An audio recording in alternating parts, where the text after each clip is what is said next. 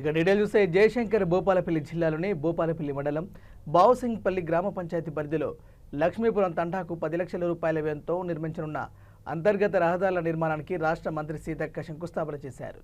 ఈ సందర్భంగా మంత్రి మాట్లాడుతూ పంచాయతీరాజ్ శాఖ ద్వారా దేవదత్ స్వామి ఇంటి నుండి మామిడిశెట్టి సదానందం పొలం వరకు మరియు ఎంబడి సదయ్య పాలెం నుండి వజ్జల కుమారస్వామి పాలెం వరకు 10 లక్షలతో నిర్మించనున్న రహదారి పనులకు శంకుస్థాపన చేశారు.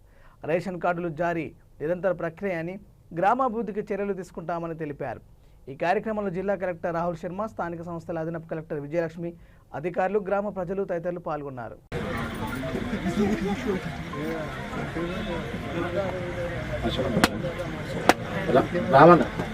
వేరే ఊళ్ళో